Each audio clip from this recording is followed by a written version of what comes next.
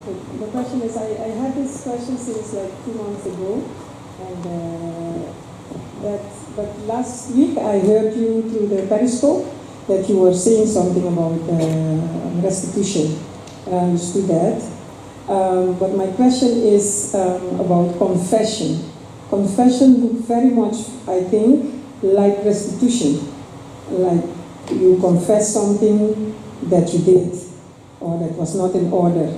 It looks like, but I want to ask you if you can explore more about confession. What is the real confession, and when do I have to do this confession? Because I think there are very, how do you say that? Types of confession that you can do, but I don't know if you have the time now or you want to do it as a preaching, but I just want to know more about confession. Which one of the confessions do you want? You said there are differences. Yes, that is it. I'm just asking generally because I think like I have learned, like in the beginning before I came here, we learned that when you do something like in the Catholic Church, people will go and confess their sins, but we don't have to do that. We have Jesus. We go to Jesus and we can confess. But like if I've done something to Sister Usha, that I did something and I keep on doing it, and but I cannot find Usha again. Like, let me say Usha is in Curacao. I cannot find her, and I don't know her telephone number. Is it enough that I go to Jesus and I ask for and I confess my sin that I did to Usha, and then that is okay? Or do I really have to find her to say it also? Because maybe she is still sitting with what I have done to her. Ik wil graag een verschil van u horen plaatsen tussen we hadden het over restitutie en over belijdenis. En wat is het verschil daartussen? En wat ik begrepen heb is dat er een aantal, wat ze gezegd begrepen heeft, is dat er een aantal soorten belijdenissen zijn. Bijvoorbeeld in de katholieke kerk heb je verschillende soorten belijdenissen, maar dat was toen. Maar nu, als ik bijvoorbeeld iets heb tegen, iets heb gedaan tegen zus Oesja, ik kan het niet meer vinden, ik heb het telefoonnummer niet. Is het dan voldoende dat ik naar Jezus ga? Of moet ik er alles aan doen om haar te vinden, want zij zit er misschien ook nog mee. Alright. Alright. Sorry.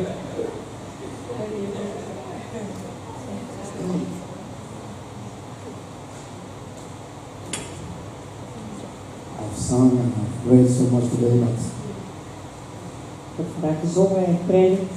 my vocal cord is a little cracked, but if I know the Holy Spirit, He will strengthen me up again. Mijn stembanden zijn een beetje niet goed, maar de Heilige Geest gaat goed. The question is a good one, Dat is een hele goede vraag. but it's not something we can treat for 15 minutes.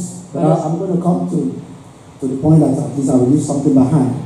Maar dat is niet iets wat we binnen een kwartiertje kunnen beantwoorden, maar ik zal wel iets achterlaten.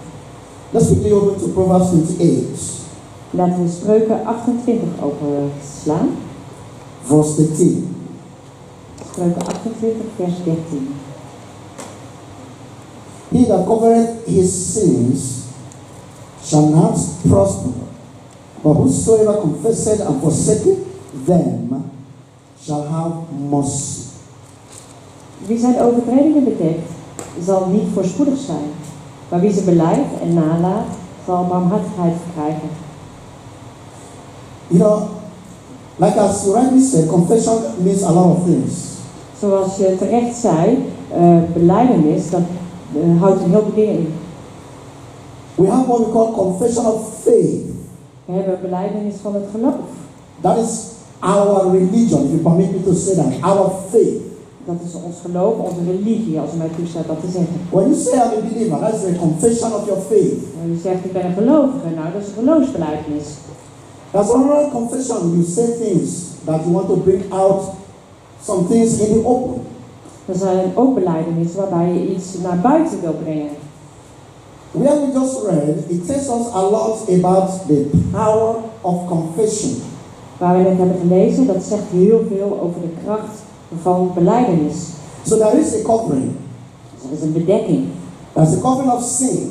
Een bedekking van de zonde. And the opposite is the opening, the revelation, the confession of sin. En het tegenovergestelde is de openbaring, de belijdenis van de zonde. But one thing is, one will make you not to prosper. That means if you do not confess your sin. Als je de zonde niet belijdt, dan word je niet voorspoedig. The prosperity here is not about having affluence, not about money. De voorspoedigheid hier, dat gaat niet over geld of overdaad. It's about the forgiveness of God. Het gaat over de vergeving van God. It's about the relief of the load of sin. Het gaat om die last van de zonde af te leggen. But there is something that is beyond confession. Maar er is iets wat verder gaat dan belijdenis. It is the turning away. Het is het wegkeren. Let's see it again. Laten In we verse 13. vers 13. He that covereth his sins shall not prosper, but whosoever confesseth. That's the first thing to do. Het eerste wat je moet doen is belijden. It doesn't end at confessing it. En nalaat. Listen, there are people who always think that when they confess their sin, Er zijn mensen die denken altijd dat wanneer ze hun zonde belijden, that they receive mercy. dat zij dan de genade ontvangen. The real confession of sin is the sin that before the people know it. De echte belijdenis van zonde is dan voordat de mensen het weten. And you are out to confess it. En je staat erop dat je het belijdt. It's like an elder in the church. Bijvoorbeeld een oudste in de kerk. Somehow he was exposed. Op een of andere manier is de zonde blootgelegd. Are you all right today? Okay. And because he was exposed, Omdat dingen blootgelegd zijn. and people get to know what he was doing. En mensen krijgen te weten wat hij heeft gedaan. He's been doing nothing for over the years. En hij heeft het jarenlang gedaan. He's been sleeping with the members of the church. Hij heeft geslapen met de leden van de kerk. He's been sleeping with the single women of the church. Met de alleenstaande vrouwen van de kerk. And yet he will preach. En toch predikt hij. And yet he will do the work of God. En hij doet het werk van God. But one day he was caught. Maar op een dag werd hij gepakt. Then he was exposed. En toen werd alles blootgelegd. Then he starts to cry. En toen begon hij te huilen. And comes up here. En komt hier naar boven. And cry. En huilt. And say, church, I want to confess. En zegt, kerk, ik wil iets belijden. That is not confession. Dat is geen belijdenis. Do you understand? Begrijpt u dat? What? He was not he has never had the guilt. Hij had nooit dat schuldgevoel. So let's understand confession, please. Dus laten we iets uitleggen over belijdenis. Because you confess to God Je belijdt aan God. when you sin. Als je zonde doet. You confess to people Je belijdt aan mensen. when you trespass. Als je een overtreding doet. I repeat. Ik herhaal. When you sin, you confess to God. Als je een zonde pleegt, belijd je aan God. When you trespass. Als je een overtreding begaat. What is trespass? Wat is een overtreding? Who can tell me what is trespass? Wie kan me dat vertellen? There is iniquity. Dat is overtreding. Ja. There is sin. Er is zonde. That's transgression. Er is overtreding. That's trespass. En daar is I overtreding. don't have time now to put Ik that. heb geen tijd om dat nu uit te Let's leggen. deal with trespass. Maar laten we de overtreding. Yes, that's it. What? Okay, she says it's like breaking the law. Het is Okay. net alsof je de wet Somebody breekt. was raising hand here. Who was that? Iemand meer? Even zo. Door rood licht rijden. Door een rood licht Driving rijden. through red light. Okay, trespass. Okay. Ja, Yes. dat is overtreding. Somebody was raising up their hand. Iemand vier had opgestoken. Something that it was prohibited and you decided to go against it. Decide to go against it. All Je right. besluit om tegen het verbod in te gaan. All right. Encroaching. When you encroach people, encroaching another man's territory. Territory rights. Als je in een ander mans gebied komt, dat niet mag, verboden You're terrein. on fire today, your church. Trespass against person. Keep on doing the same thing. You don't mind the law or nothing, you just keep on doing it. Keep on doing No what? conscience. No conscience. Je blijft maar doorgaan met datzelfde, je let niet op de wet, zonder schuldgevoel. Je verbetert het niet. Heel goed. But you have an idea. Dat u een idee I heeft. see some people googling, okay? Ik zie sommige mensen googelen. What did you Google? Go to dictionary.com. What? Trespass against a person. What? Trespass against someone.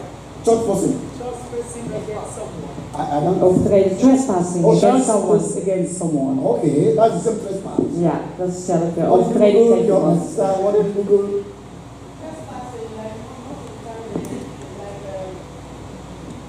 They strategize their plan to trespass. So like you already plan to do the trespassing, like my sister said, you're trespassing on another person, or my husband territory. Most of the time they already plan things ahead to do what they are about to do. That's presumptuous. It's a presumptuous sin. Isn't that in the whole Presumptuous sin. Yeah. Vooringenomen. Now we are going towards another class. Dan gaan we een andere categorie weer in. Okay, what did you say? Without permission. Enter without permission. Intrude. Intrude. Infringe. Infringe. Invade. Invade. And encroach. Encroach. Like what they said. All right. Ergens binnenkomen waar je niet binnen mag. Dus op verboden terrein komen. Nog één. We hebben er nog één. You are all in the mood of these students today. That's good. Yes. Good. With premeditation. Okay. Voorbedachte raden. In a presumptuous sin. All right. To say when you cross a border, so trespassing a border illegally. Okay. Yeah. That is onwettig trespass. Onwettig overtreden. It's when somebody's what? Somebody's property. Very good. Eigendom. All right.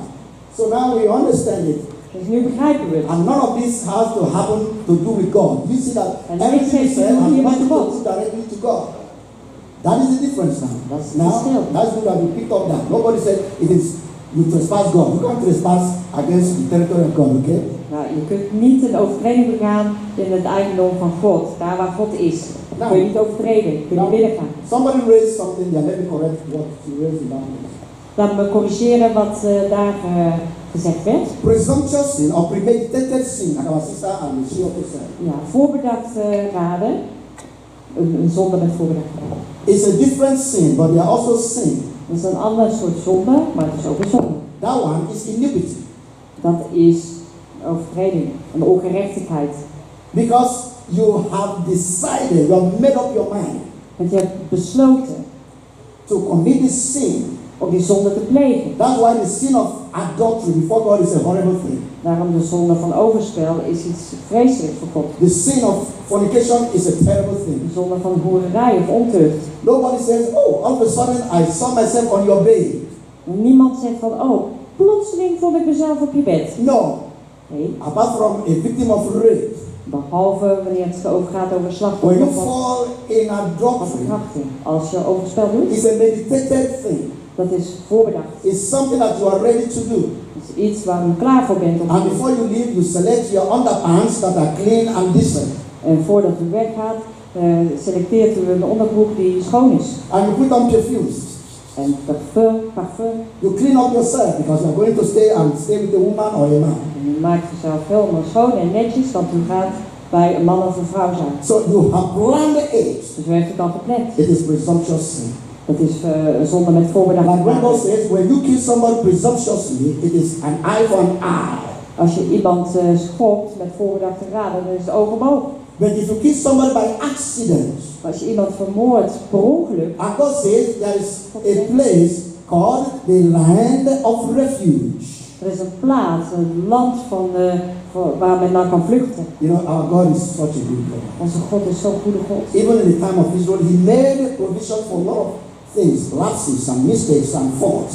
Zelfs in de tijd van de kinderen van Israël heeft hij een speciale plaats gemaakt voor de mensen die overtredingen gingen en zonden. If you are not planning to kill somebody, Als je niet plant om iemand te doden, it is not a presumptuous sin because it was an accident. dan is het niet met voorbedachte raden, want het was een ongeluk. And Moses, through the law, made it possible for such people to have some coverings.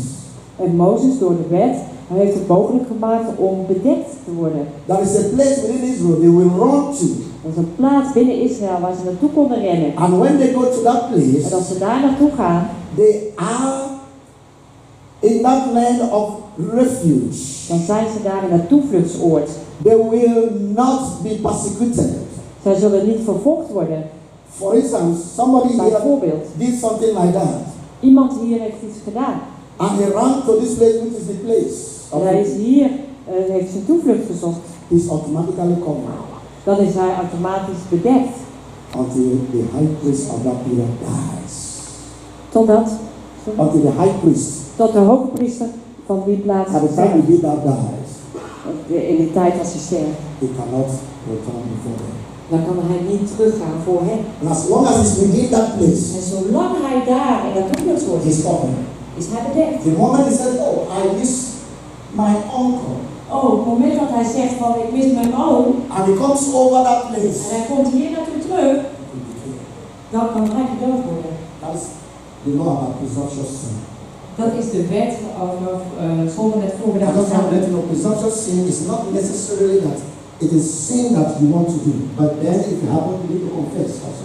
Het is niet iets wat je al bedacht hebt om te doen, maar je moet het wel For beleiden. instance, I came here and she tried, she kept pushing me and pushing me, Ik kwam hier en ze bleef naar mij duwen and I gave her a slap off of it.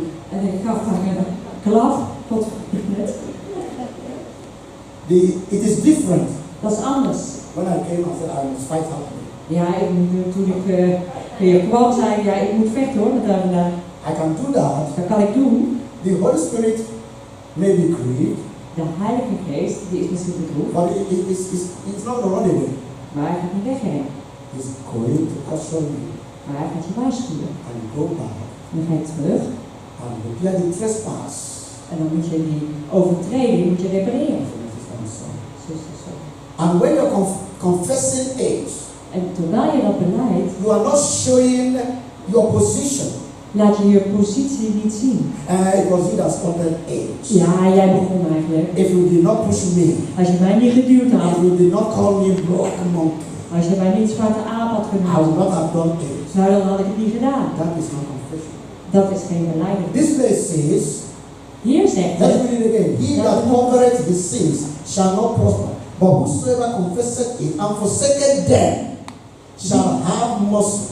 wie zijn overtredingen bedekt, zal niet voorspoedig zijn. Maar wie ze beleidt en nalaat, zal barmhartigheid krijgen. The mercy is on the forsaking it.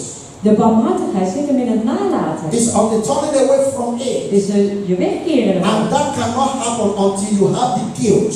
En dat kan niet gebeuren totdat je dat schuldgevoel hebt. Listen, what is exposing sin? Wat is een zonde die nooit As gelicht wordt? long as sin is in darkness, Zolang de zonde in de duisternis pay is, attention. let goed op. As long as sin is covered, Zolang die zonde bedekt is, it has power. heeft het kracht. It has propensity. Heeft het die kracht. It has intensity. Heeft die intensiteit. Once you cover sin, Als je eenmaal de zonde bedekt, the power of sin comes heavier, bigger, and wider. dan wordt die kracht van de zonde zwaarder en groter en breder. Sin works with darkness. De zonde werkt samen met de duisternis. Listen, you don't know the power of light. Je kent de kracht van het licht niet. The moment sin is brought into light, Op het moment dat de zonde in het licht it komt, will begin to diminish. begint het af te It nemen. will start to become filling away. Dan gaat het langzaam weg. What is covering sin? Wat is een bedekte zonde? Once you sin Als je gezondigd and you hebt cover it, en je bedekt het, another sin will come up. komt er een nieuwe zonde naar boven. Because of the covering of the sin, your heart will begin to harden. begint je hart te verharden. You start to develop diplomacy. Dan begin je diplomatie te ontwikkelen. What if you permit me to, because the people of the world they call it diplomatic.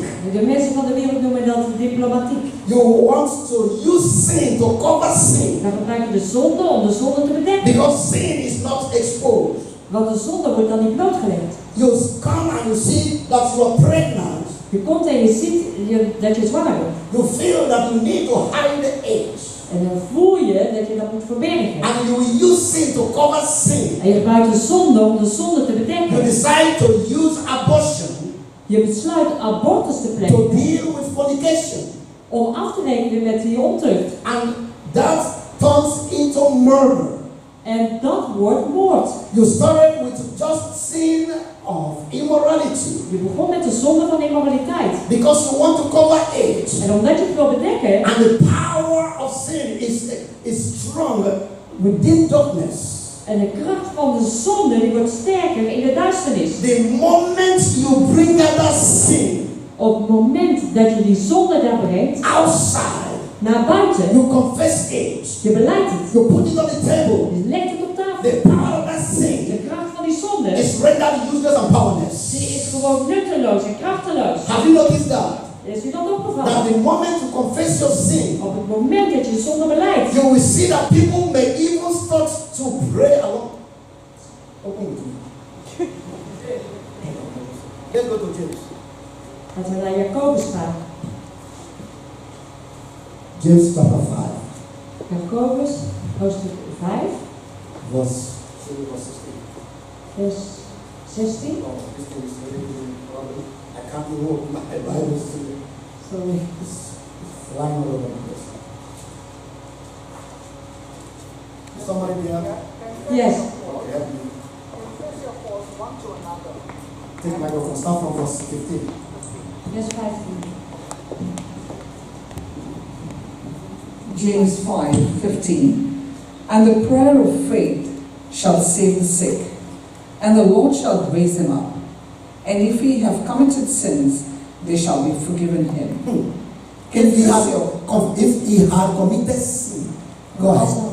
Confess your faults one to another. You see, you can never link verse 15 without 16. Do you understand? Je kunt nooit vers 16 lezen zonder vers 15. And pray one for another, that ye may be healed. That you may be what? Healed. Healed. The effectual fervent prayer of a righteous man availeth much. Now, this is the power of confession. Dit is de kracht van belijdenis. The power of confession. De kracht van belijdenis. For instance, bijvoorbeeld, like I said, if we got to hear that an elder was sleeping with the church members. Als wij te horen krijgen dat een oudste met kerkleden staat. Not our elders here by the grace of God. Niet onze oudsten hier door de genade van God. Even not by any other elder in any church. I don't pray that any other elder should seen and heard Jesus and his people. Dit had geen enkele oudste in de kerk zonde pleegt en zijn mensen schaadt. But if that happens, maar als dat gebeurt, the moment you hear it, op het moment dat je het hoort, you feel bad, voel je slecht. And you feel worse when you see him. En je voelt je nog erger wanneer je hem ziet. Talking against the people. Hij praat tegen de mensen. And trying to defend himself. Hij probeert zichzelf te verdedigen. And trying to show why he did it. Hij probeert te laten zien waarom hij het heeft gedaan. You get angry more with him. Dan word je nog bozer. You try to stay away from him. En je probeert bij hem weg te blijven. I don't even need to tell as a church. Ik hoef je niet te vertellen als kerk. You may not even want him to lay hand on you. Misschien wilt u niet eens dat hij de hand oplegt. Because he's still feeling that what he did is not a big deal. Want hij voelt nog steeds van nou wat hij heeft gedaan, nou dat is niet zo erg. He's still covering it. Hij bedekt het nog steeds. And the power of sin is growing and growing. En de kracht van de zonde die groeit maar door. Sin fears light. De zonde die is bang van het licht. Once it is exposed, als het eenmaal is it blootgelegd, is defeated. dan wordt het verslagen. That is what happens in confession.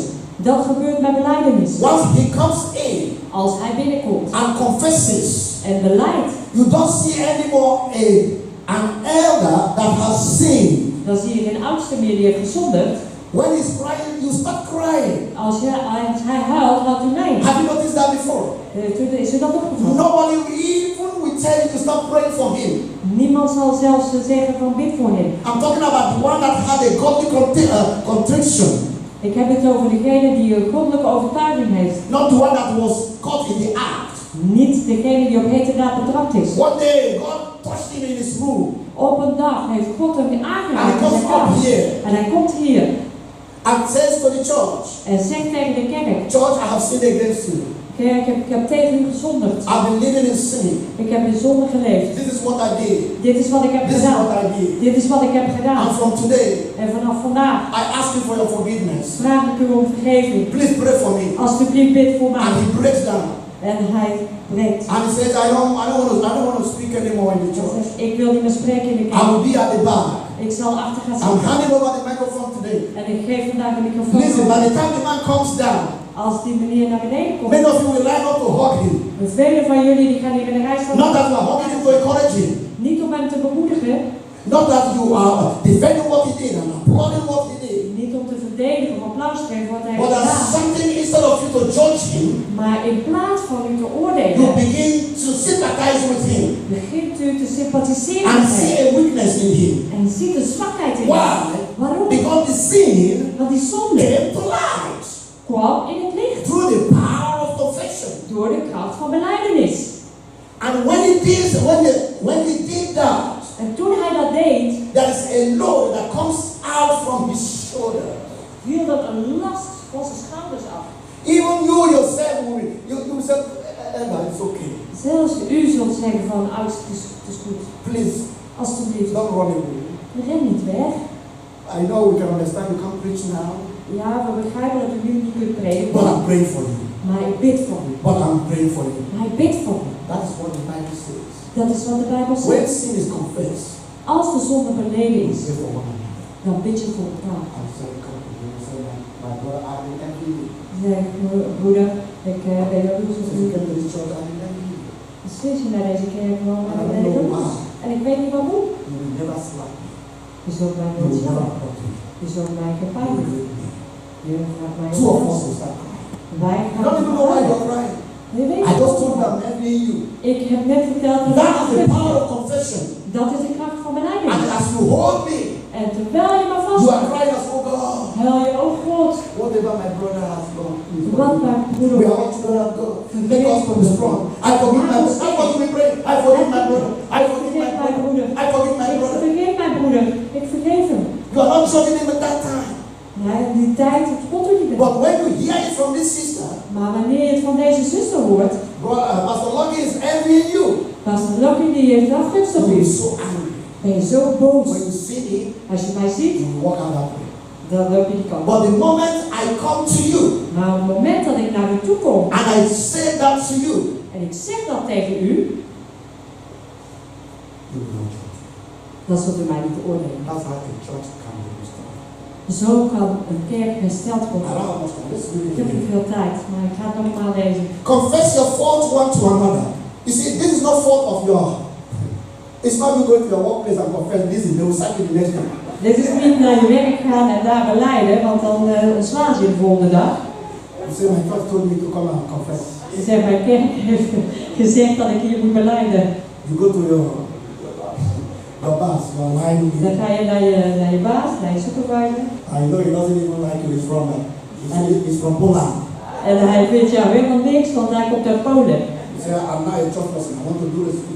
Ja, ik ben nu kerkganger en ik ga restitutie doen. You go to him and say, you know what? Last Sunday when I was working, I was talking with people and we are calling you pig.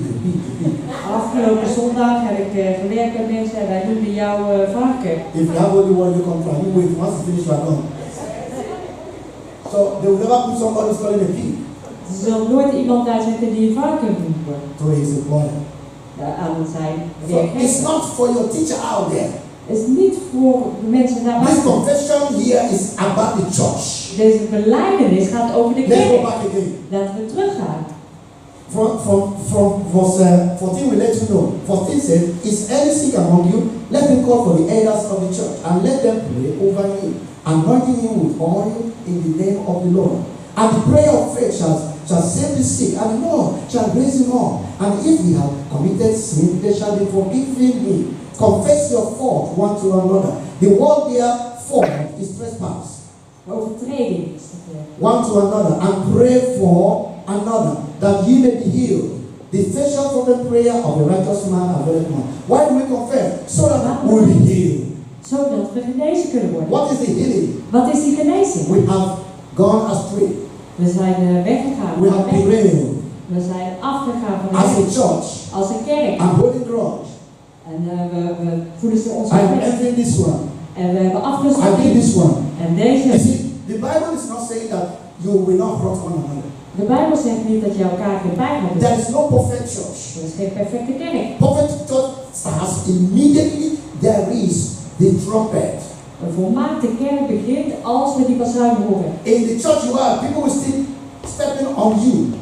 In de kerk, daar stappen mensen bovenop je. People will still say something against you. Mensen zullen iets tegen je zeggen. But that's why we are teaching every Sunday so that you get better and better. Daarom elke zondag onderwijzen we zodat we beter But worden. when you confess those sins towards one another. Maar als u die zonden beleiden naar elkaar toe. There was a brother okay, let me call him Deacon. Deacon. Last Sunday, Afgelopen zondag. somehow during the testimony he took Tijdens de getuigenissen nam hij de microfoon. the microphone, as you all saw it. Je zag het allemaal. When Sister Nora. Zuster Nora. So somehow he felt Dus op een of andere manier voelde that hij that was a kind of trespass. dat een overtreding was. And he called me, I think yesterday. Hij heeft mij gisteren gebeld. He said, Pastor, is the sister Nora, do you know she's coming to church? Weet u of zuster Nora naar de kerk komt? I said, I don't know, I'm not sure. I said, why? Ik weet het niet, waarom? He said, I need to put things in order with her. Ja, ik moet dingen rechtzetten met haar. Because I took the microphone when it was supposed to be hers. Want ik nam de microfoon bij haar weg en hij moest beginnen. I said, okay, that is good. Ik zei, oké, dat is goed. I said, my brother, Moeder, don't call her. bel haar niet. You make it much more a big deal. Dan maken we iets heel groots van. And if I know Satan, En als ik Satan he ken, will overblow it in her heart. ja, dan zal hij er iets groots van maken in haar hart. Then it will become presumptuous. You will look at it as En presumptuous. dan wordt het vooringenomen. Like what you said. Zoals wat jij zei. Premeditated. Voorbedacht. I said, you know what?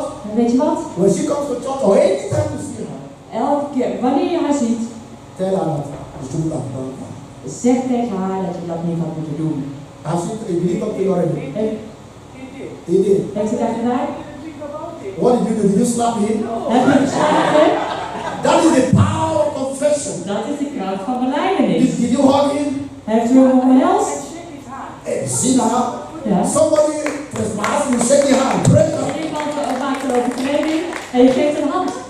That is the power Dat is de kracht of confession. van belijdenis. Now, there are different confessions. Er zijn verschillende belijdenissen. Yes. I don't know if it's a confession.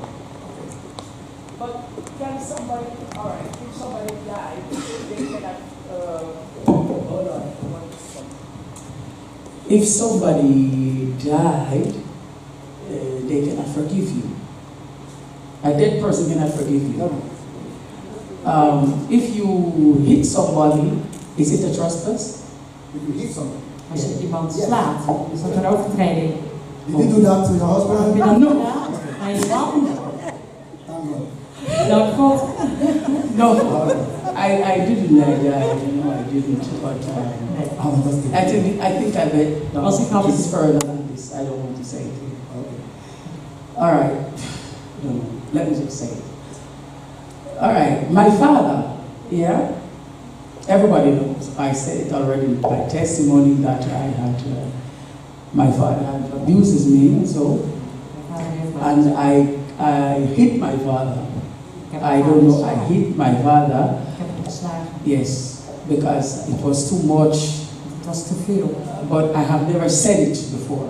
Maar ik heb het nooit I'm gezegd. just saying it now. Ik zeg het nu. So it's like a confession. I prayed about it. Ik heb erover gebeden. And I prayed about it, but I never really said it in the public. Maar ik heb nog nooit over dat publiek gezegd. Yeah. Very good. Are you done? Bent u klaar? Oh, Yeah. okay. Like I said, Zoals ik zei, there are confessions we make to people and there are the ones we make to God directly. er zijn belijdenissen die je geeft aan mensen en belijdenissen aan God. We don't go to any priest to confess to any priest. That is not biblical. You run it here. We gaan geen To belijdenis one doen. another. Wij gaan geen belijdenis doen aan welke priester dan ook. Dat is elkaar. That is when it has to do with you and me. Dat heeft te maken met u en mij. It also can follow up with restitution. Dat kan ook samengaan met restitutie. You confess, I took your slippers the last time you came to church. Je beleidt, ik heb je slippers meegenomen de laatste keer dat je in de kerk was. I'm sorry, and this is your slippers. Sorry, hier zijn je slippers terug. Confession has joined up with what? Restitution. Belijdenis is al samengegaan met restitutie. There are the ones you do to God. Zijn degenen die je aan God doet. In this case, you don't need to make it public. En hier hoef je It is in the sense of your fathers. Het is van je vader. It's between you and him. Het is tussen u en hem. You go to him and say, Papa, what? It's not a Oh, it's not I'm alive. talking about maybe about 40 years. All right. That is the one now you bring to God. Deze nu breng je naar God. I say, God, I give it to my father. God, ik deed het aan mijn vader. I shouldn't have done it to him. Ik had het niet moeten doen. God knew that he did wrong to you. God wist dat hij het misbruikt But had. God said, vengeance is mine. Maar God zegt dat de wraak van mij And is. says that the righteousness of a man does not work the goodness of God. En de vaardigheid Or van the wrath of man does not work the righteousness of God. de toorn van de mens werkt niet in de rechtvaardigheid van God. I think it's in James chapter 1 verse 20. Look where it is there. Vers That's 20. Jacobus 1, vers 20. Read it for us. Yeah, for the wrath of man worketh not the righteousness of God. De toorn van de man brengt immers geen rechtvaardigheid van God. Sometimes that's what we do. Soms doen wij dat. And we think that God will understand. We denken dat God het wel begrijpt. My husband is beating me. Mijn man slaat mij. My husband is maltreating me. Mijn man gaat slecht met mij om. And now because of your wrath, En nu vanwege de toorn, you break his computer. breek je zijn computer. Or you think that he's always watching computer.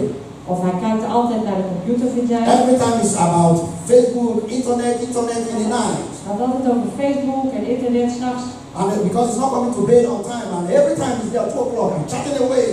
Hij komt niet naar bed op tijd en elke keer tot 2 uur chat hij maar net weg. And you're a good woman. En je bent een goede You vrouw. spend time to pray. Je hebt tijd om te bidden. You consecrate yourself. Je verheiligt jezelf. You are not doing anything that he's doing. Je doet niks van wat hij doet. You're a prayerful woman. Je bent een gebedvolle But you now vrouw. decide that enough is enough. Maar je hebt nu besloten genoeg is genoeg. And you run down. En je rent naar You beneden. grab his neck. En je houdt hem vast bij zijn And nek. you hold him. En je houdt hem vast. And say, today is either me or the computer. Which En one? zegt, vandaag is het of ik op de computer. And you pick that thing. En je neemt die And you computer. smash it. En je gooit het op de grond. You are a sinner. You are going to hell.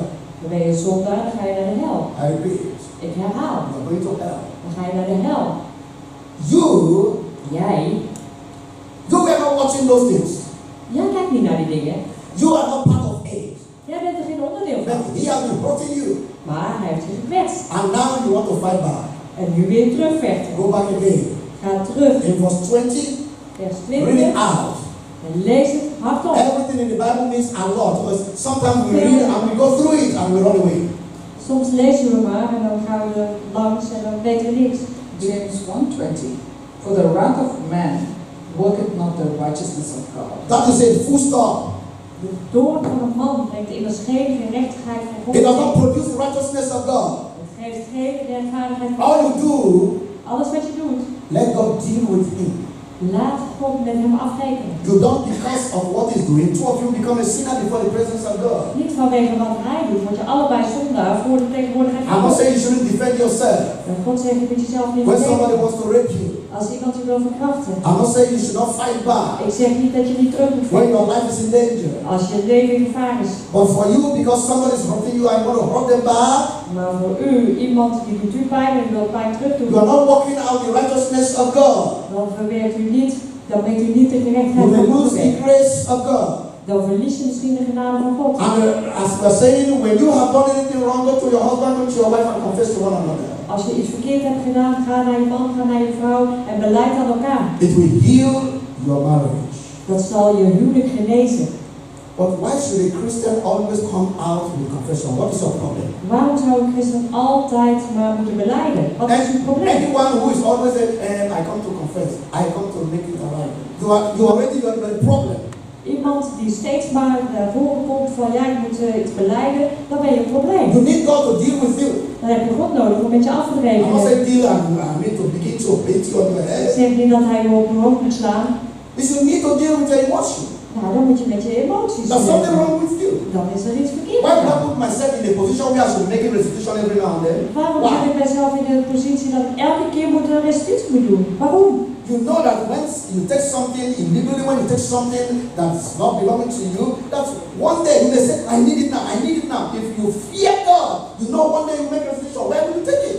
Als u God vreest, dan weet u dat u op een dag restitutie moet doen. Waarom neemt u dan steeds dingen weg? Why do you always say, my sister, I come to confess, what is your Zuster, problem? ik kom belijden. Wat is uw probleem? The problem is, Het probleem is, read verse 18 lees vers 18. of the same James. 18. Of his own will begat he. It's 19, sorry. 19. Therefore, my beloved brethren, My beloved brethren, let every man be swift to hear, swift to hear, Haastig om te horen, slow to speak, slow to speak, traag om te spreken slow to wrath. slow to wrath. en traag tot toorn. If you capture that one, Als je dat kunt pakken, because if all the time your hand is bitty, elke keer moet je slaan met je hand. it will keep you in trouble. Nou, dan blijft er een One probleem. moment you start your hand up, Elke keer, and the glass is full.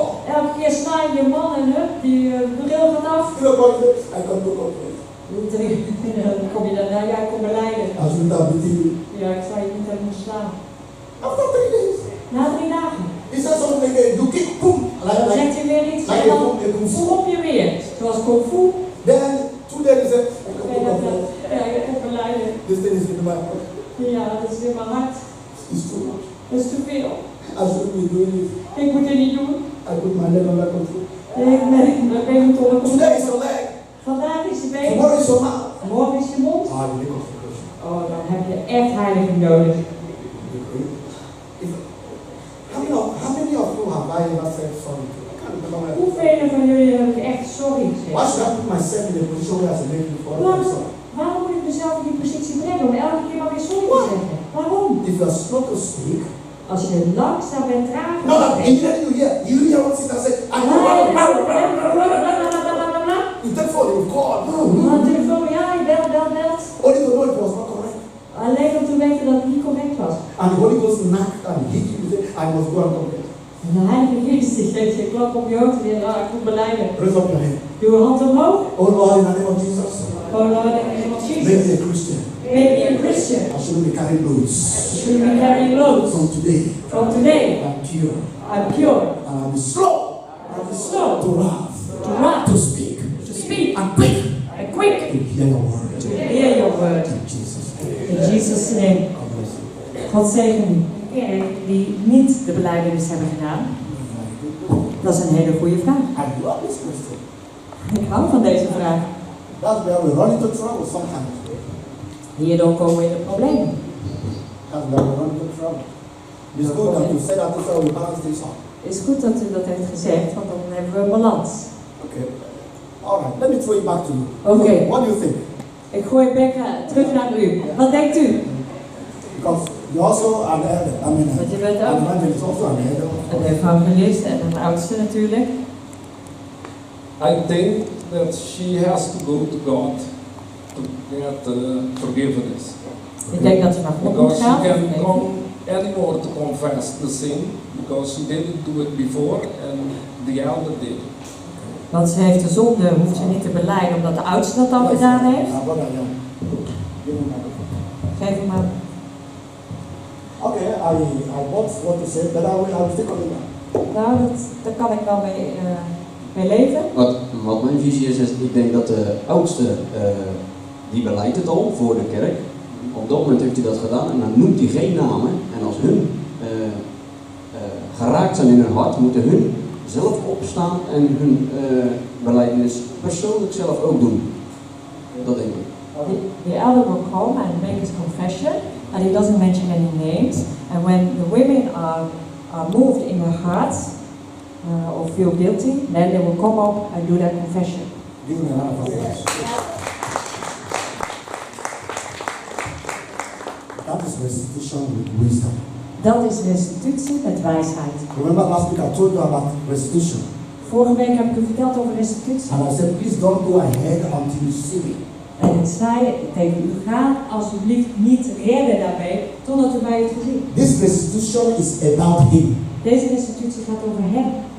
He has the conviction of the Holy Spirit to do it. Hij heeft de overtuiging van de Heilige Geest om het te doen. There is some restitution that is personal even when you are in a group. Zelfs sommige restitutie is persoonlijk, zelfs wanneer je in een groep bent. Those people were not convicted like you. Die mensen waren niet overtuigd zoals u. They don't fear your God. Ze vrezen u God niet. They all committed sin. Maar u heeft allemaal zonde You gepleegd. don't need to expose them. Je hoeft ze niet allemaal bloot te You leggen. deal with your own sin. Jij moet afrekenen met je eigen It's zonde. about your part. Het gaat over uw ding. If he comes out here Als hij hier naar boven komt to confess, om belijdenis te I doen. slept with women in the church. Ik heb met vrouwen in de kerk I geslapen. slept with women in the church. Ik heb met een vrouw in de kerk geslapen. It's not necessarily this one, that one, that one, that Dat is one, niet that one. nodig om te zeggen, ja, die en die en die. It could break many things. Dat kan heel veel dingen It breken. could destroy families. Het kan gezinnen It breken. could destroy marriage. En huwelijken. Like he rightly said, Zoals hij terecht zei. when he did it with the power of the Holy Spirit, Toen hij het deed met de kracht van de Heilige Geest. there will be a chain reaction of confession in that church. Komt daar een kettingreactie achter van mensen in de kerk. Some other women will come on. Andere vrouwen die komen hier naar boven. They will have to deal with that themselves. Zij moeten daar zelf mee afrekenen. So if the pastor wants to know Dus als de pastor wil weten, the women that are involved, de vrouwen die daarbij betrokken they zijn, can call the elder out. dan roepen ze de oudste. And privately I said, who are these women? Wie zijn deze vrouwen? He cannot deal with it in his own way God wants him to deal with those women. Dan kan hij daarmee afrekenen zoals God dat wil. Dat To hij. hear what happened. Om te horen wat er gebeurd If is. the problem is so much that it is the women doing a lot of things, then they can be sent away from the church. Als het probleem is dat de vrouwen heel veel verkeerde dingen hebben gedaan, dan kunnen ze uit de kerk gezet worden. But for him, Maar voor hem, it's about him and his own wife. het gaat over hem en zijn eigen vrouw. To make things order. Om alles in orde te maken. It's not about those women. Het gaat niet om die vrouwen. But if he wants to clean the church, Maar als hij de kerk wil schoonmaken, he needs to meet with the pastor. moet hij naar de pastor gaan. And God will lead the pastor to do the way God will lead the pastor to handle this may be different. The way you lead another pastor to handle the same thing. De ene pastor is niet de andere als het gaat om hiermee om te gaan. So that's why we need God's wisdom. Daarom hebben we Gods wijsheid nodig. Amen. Amen.